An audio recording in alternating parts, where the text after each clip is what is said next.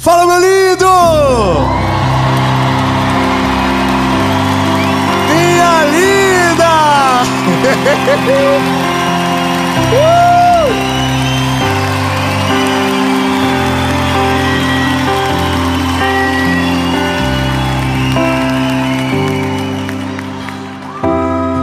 Aleluia!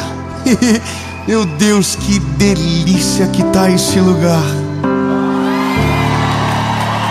Aleluia, Jesus, que presença maravilhosa! Meu Deus, aleluia, Jesus, nós amamos a Tua presença, Pai.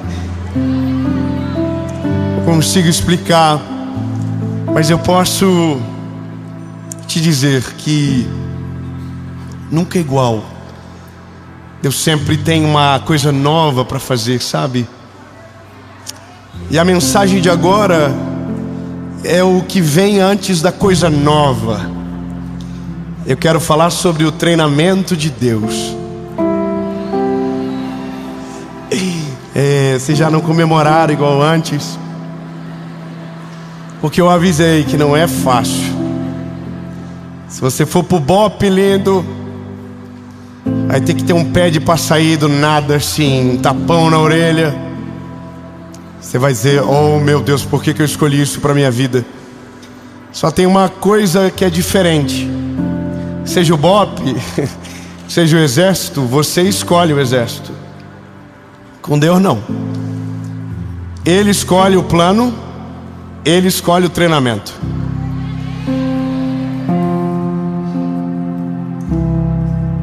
Se lasquemos. Ou vive o treino para viver o propósito, ou foge do treino e o propósito nunca chega. Amém? A gente vai para a mensagem. Eu só vou te pedir um favor.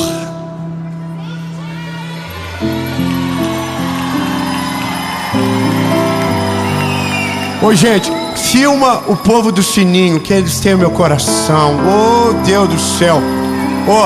Curte o vídeo antes de começar. Antes de começar, curte rapidinho, curte, comenta, compartilha, manda pros amigos, pros inimigos, pros agiotas, manda pra todo mundo. Amém? Se você ainda não é inscrito, se inscreve, ativa o sininho. Toda segunda-feira, 7 horas da manhã, tem uma palavra de Jesus para você aqui. Amém? E eu não sei, mas talvez a gente deve estar na beirinha dos 10 milhões agora.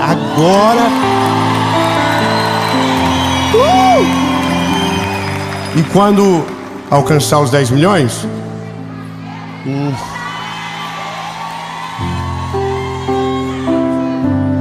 vamos para Israel gravar uma série lá. Então, se já bateu 10 milhões, só esperar a plaquinha chegar, que nós vamos fazer o sorteio. E você vai, você que tá aí. Aliás, se você crê que é você, comenta: sou eu. Comenta lá também. Vamos pro vídeo.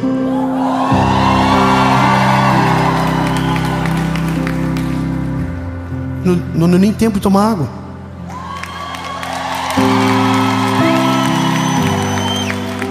Obrigado. Capítulo 6 de Marcos.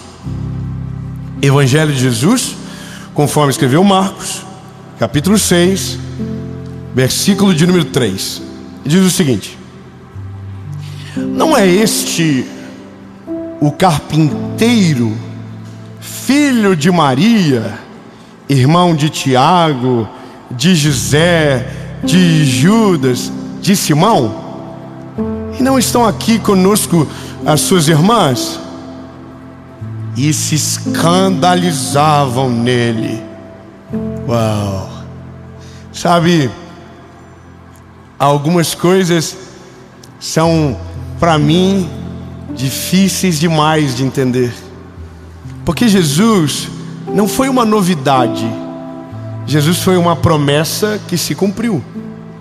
Quando você lê o Velho Testamento, Tudo ele está dizendo: está vindo um homem que é filho de Deus, e ele vai nos salvar de tudo. É verdade, está na Bíblia. Isaías profetizou 400 anos antes dele chegar: sobre as suas pisaduras fomos sarados, e o castigo que nos traz a paz estava sobre ele. Como ovelha muda levaram para o matadouro, e ele não abriu a sua boca.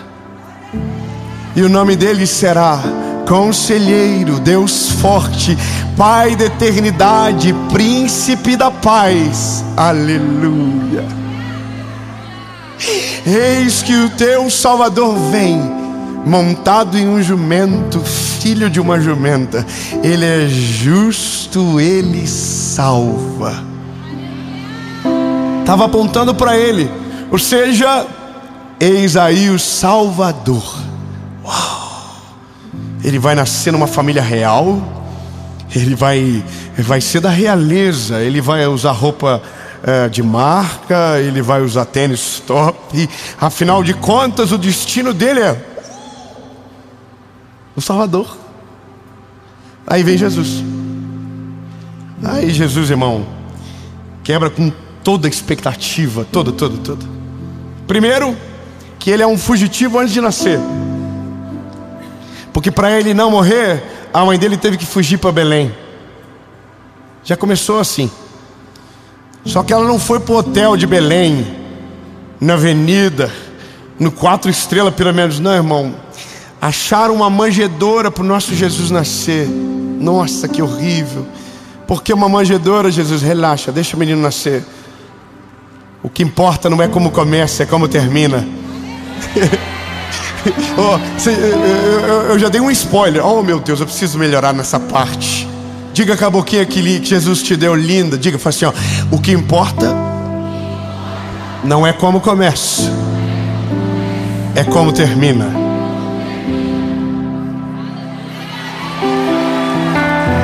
Aí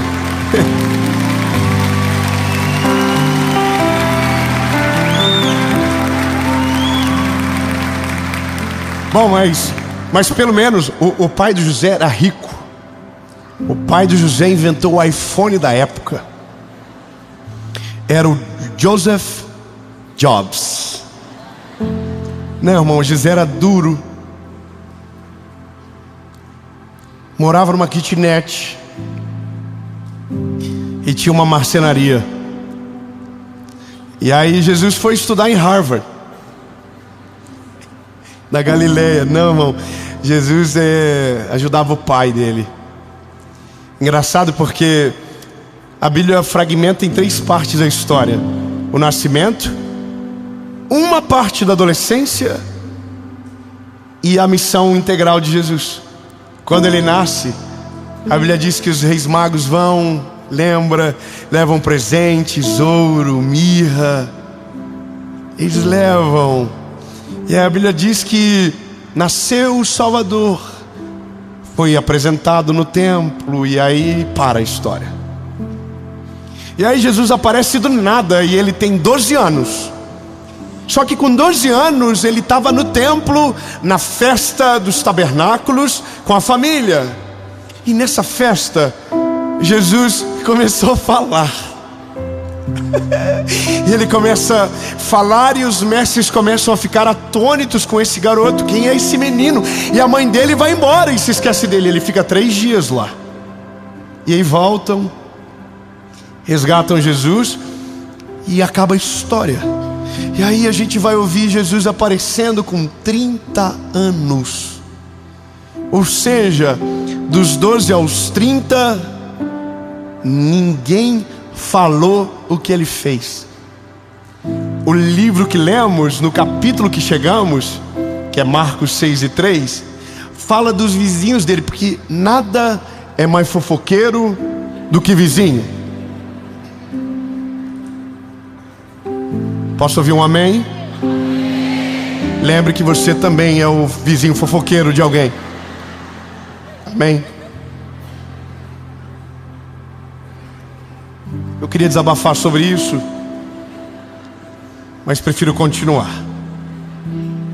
Mas ainda estou com vontade de desabafar sobre isso. Mas é melhor continuar. Fofoqueiro tudo me olhando, falando: conta, pelo amor de Jesus, conta o que aconteceu, irmão. Deixa pra lá. Bom, vizinho é fofoqueiro. E os vizinhos de Jesus viram ele crescer, viram ele fazendo móveis, viram ele trabalhando junto com o pai na marcenaria. E é difícil para quem viu você vivendo o ordinário encontrar você vivendo algo extraordinário, porque buga a mente, porque você olha para o ponto de partida e não tem nada a ver com o ponto de chegada. Você entende? E aí eu sou curioso e eu juro para vocês, e é até pecado jurar, que eu fiquei tentando encontrar uma história de um cliente de Jesus, de um Reclame Aqui, sabe? Sério, de verdade, eu queria dizer: Isabel, nossa, preciso de um móvel para cama, botar na frente para o meu menininho João sentar. Ah, Jesus fez, nossa, ficou bom. Oh, homem bom do móvel, acabamento, homem top. Tem nada, porque o ordinário não vira notícia, o ordinário não vira história, o ordinário só importa para uma pessoa, para quem está vivendo. Só que o problema maior é que todo mundo desiste aqui no ordinário, nunca no extraordinário. Eu vou ser mais claro com você. É porque mesmo você sabendo que Deus tem coisas grandes para fazer na sua vida, mesmo você sabendo que Ele tem planos extraordinários ao teu respeito, você vai ter que viver o ordinário antes do extraordinário. Você vai ter que viver o simples antes do incrível, porque ninguém é formado no extraordinário, a gente é formado no ordinário. Lindos, Deus enviou Jesus para ser o nosso Salvador, mas Ele foi carpinteiro antes de nos salvar. O que me diz é que existe algo que precisa ser levado em conta. Ninguém pode ser exposto antes de ser treinado. E treino não vira notícia. Missão concluída, sim. Sabe o que a gente esquece?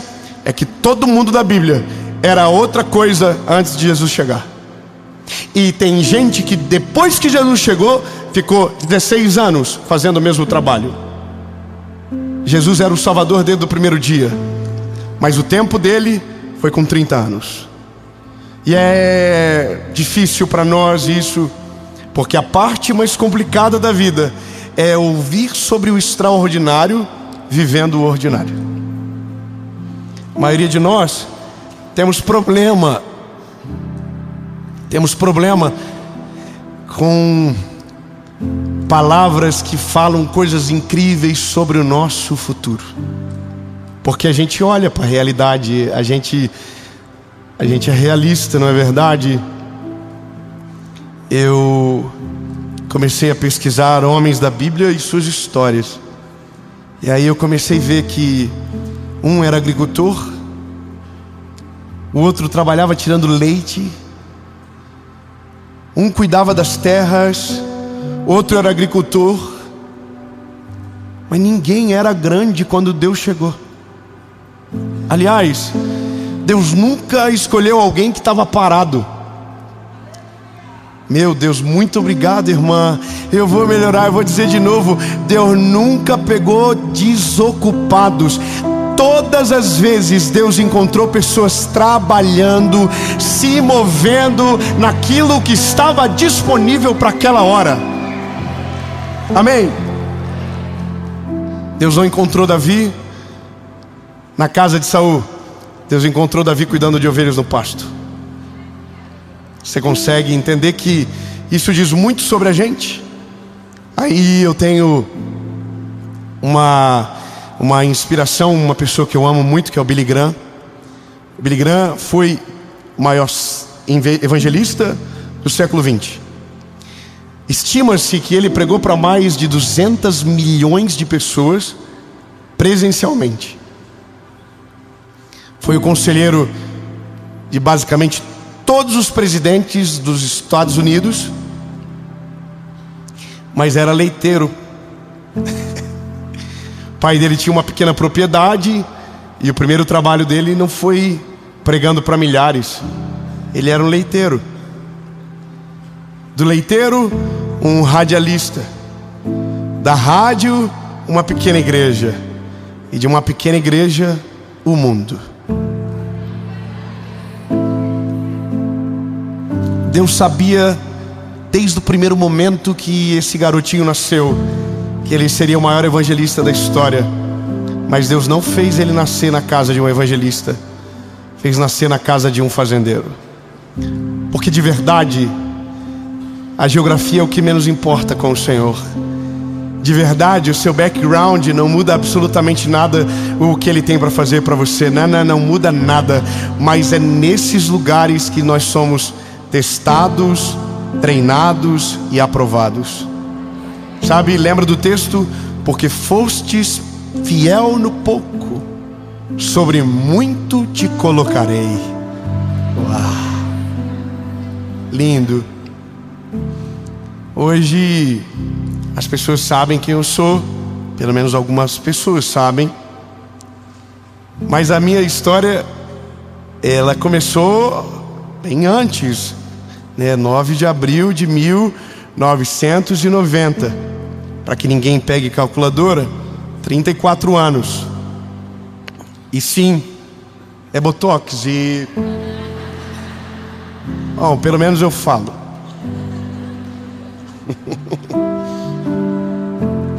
Ai, Jesus amado.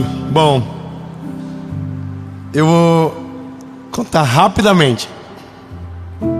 Com 13 anos, eu fazia caixa de sacola plástica. Com 14 anos, eu costurava pacote de carvão. Com 15 anos, eu voltei a trabalhar empacotando sacola plástica. Com 16 anos, eu fui estagiário da Caixa Econômica. Respeita a minha história.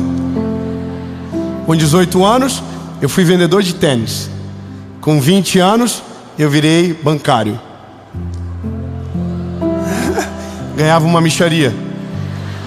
Não é verdade?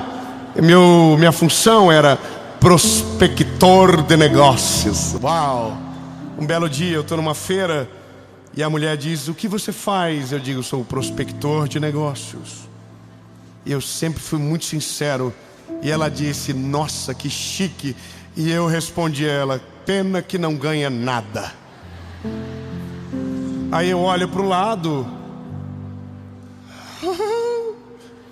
Arrepiou tudo. Minha gerente estava ouvindo. Eu era amado naquela instituição. Depois fui radialista. Trabalhei 7 anos num programa de rádio. 3 como voluntário.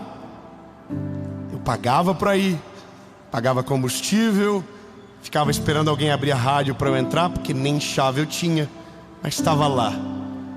Quando eu fiz 22 anos, alguém disse para mim: por que você não conta o seu testemunho? E aí eu fui na primeira igreja e tinham 30 pessoas.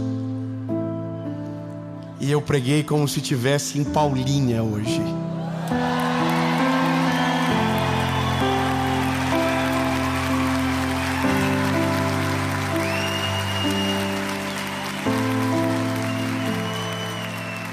Porque nunca foi sobre o tamanho do público, nunca foi sobre o lugar, foi sobre a mensagem que mudou a minha vida para sempre.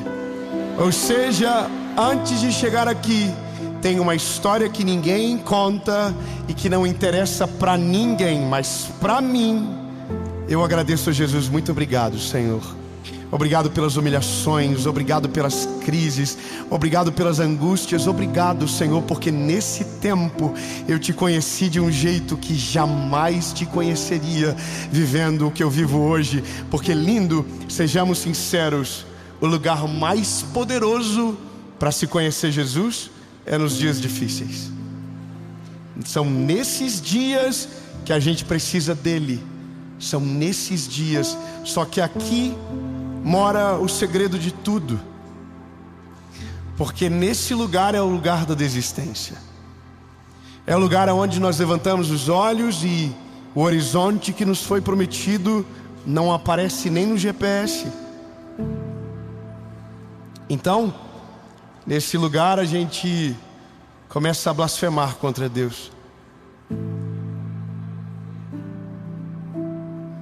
Nesse lugar a gente para. E aí a gente pega outro caminho e diz: deixa, vou fazer da minha maneira, vou fazer longe da vontade do Senhor, vou fazer o que eu quero. E aí Deus assim estava quase acabando, sabe, estava pertinho, volta, não vai não.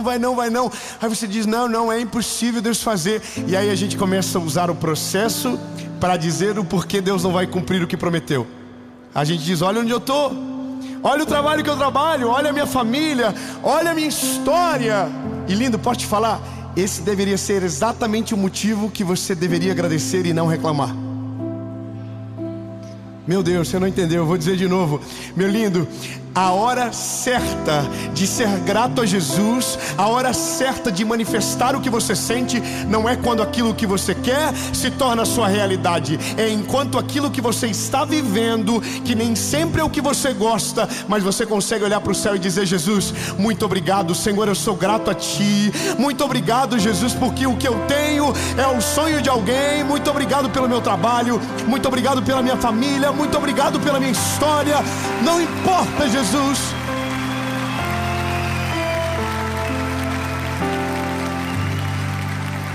Bom, e aí a gente aprende algo valioso, que quando a gente agradece, o que demoraria anos começa a passar meses e acaba. Não, peraí. Ai, Jesus, olha, rápido, já contei, mas vou contar de novo. Eu tinha um carro chamado Symbol. Por que você riu? Bom, mas antes eu tinha um Honda Civic. Muito obrigado pelo apoio. Mas eu tinha que construir uma casa, então eu vendi o Honda Civic. E eu comprei um Symbol, que não foi eu que comprei, foi meu pai. Ele pagou 13 mil reais. O Symbol veio para minha mão e eu fui na casa de um amigo muito debochado, que olhou e disse: seja bem-vindo ao seleto grupo de 14 pessoas que tem um Symbol no Brasil. Bom, apelidei o carro naquele dia de Simbólico. Então, aonde eu ia, eu dizia: tem vaga para o Simbólico? Simbólico é o que você trata como algo que representa, mas não faz a mesma coisa. Ele é simbólico, sabe? E aí eu reclamava, eu amaldiçoava, porque com brincadeiras de mau gosto a gente também amaldiçoa. Sabe, quando você desdenha daquilo que é o sonho de alguém. E eu vivi isso durante alguns meses. Fui na casa de um amigo muito rico que tinha uma Hilux. Uau! Isso pra mim, meu lindo, era tipo, uau! Era o Ike Batista que eu conhecia. E eu me lembro de estar na casa dele e eu tava louco para entrar na Hilux, para ver. Uau! Uma caminhoneta. Só que ele parou na frente de uma Bis e começou a elogiar a Bis. Bis é aquela motinha pequenininha. E ele começou a dizer: rapaz, você não imagina o negócio que eu fiz nessa moto. Uau! E ele começou a dizer: nossa, moto maravilhosa, faz tudo e me leva, econômica. Rapaz, eu não sei nem quanto gasta de gasolina, porque parece que faz uns 3 anos que eu abasteci. E eu tô olhando pra moto e pra Hilux. E ele gava a moto e não gava a Hilux. Aí o Senhor falou pra mim: viu, tonto? Não é pelo valor, é pelo que serve. Calma. E você com um carro que é o sonho da vida de alguém que só tem uma moto, zombando porque não é o que você queria ainda.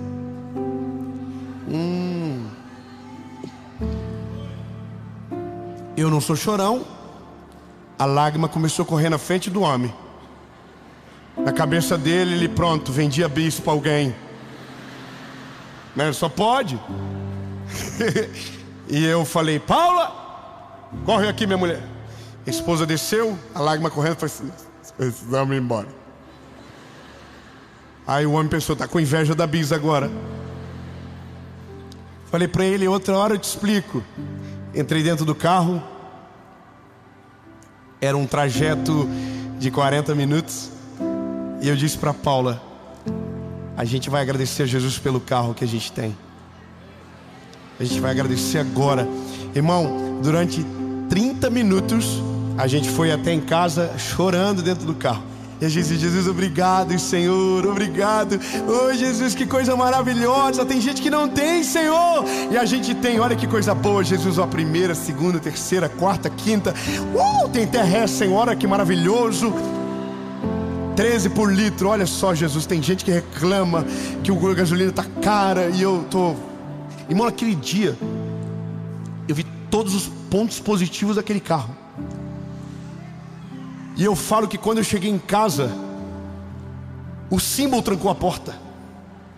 Ele não queria que eu saísse. Ele nunca se sentiu tão amado na vida dele.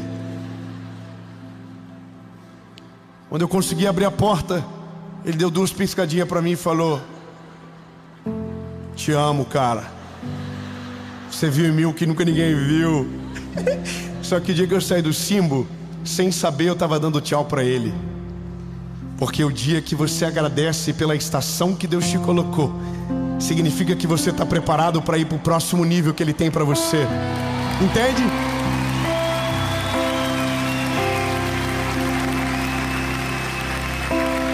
Quando você para de reclamar e agradece por onde Jesus já te colocou, mesmo que ainda não seja o lugar que você deseja, mesmo ainda que não seja aquilo que você espera, mas quando você olha para o céu e diz: Jesus, muito obrigado, aleluia. Parece que no céu faz assim, ó, check.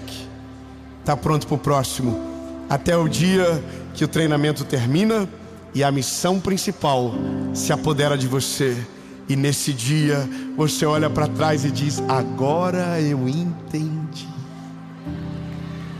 Aleluia, Jesus, aleluia. Bom, eu preciso terminar.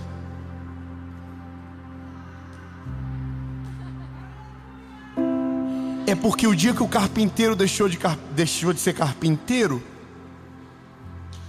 ele virou o salvador de todo mundo.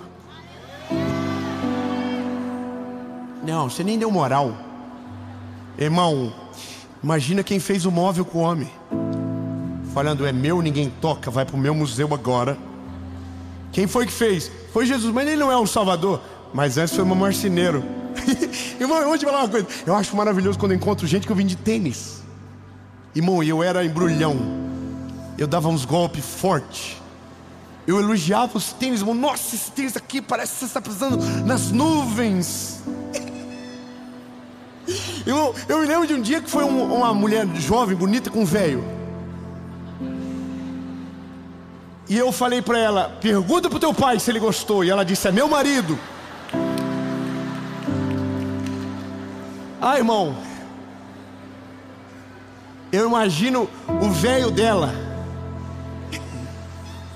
e ficou bolado comigo. Liga o YouTube. Então, vem cá, novinha. Esse menino não falou que eu era o teu pai? Rapaz, 10 milhões de inscritos.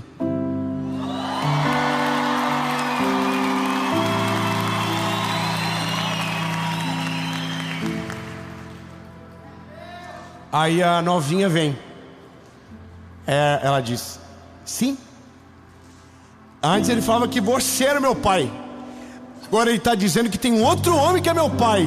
e que tem o poder para mudar a minha vida, e o nome dele é Jesus. Meu Deus!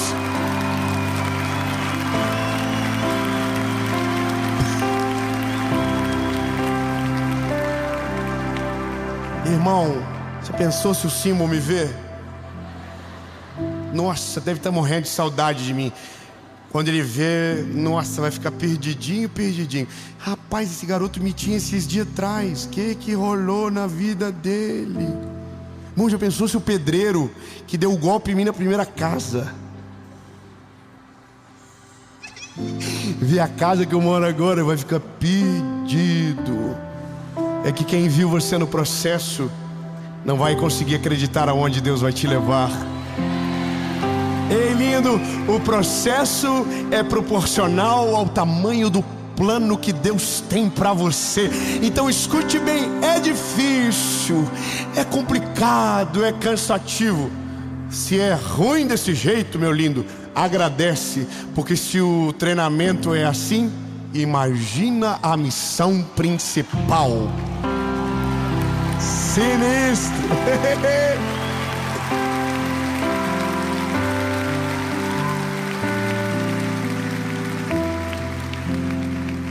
Jesus, entendemos. É difícil, né, Senhor? Nunca é fácil. Poxa, a vida bem na nossa vez podia ser, mas não é, Jesus, eu sei que não é. Porque o Senhor não trabalha com pessoas despreparadas. O Senhor não trabalha com pessoas que desistem. O Senhor não trabalha com pessoas que param no caminho. E Jesus, nós não vamos parar. Nós vamos viver o processo completo, até que um dia os nossos olhos enxerguem não mais pela fé, mas de maneira tangível aquilo que o Senhor nos prometeu. Mas enquanto isso não acontece, em cada fase, em cada estação, seremos gratos a Ti. Em nome de Jesus.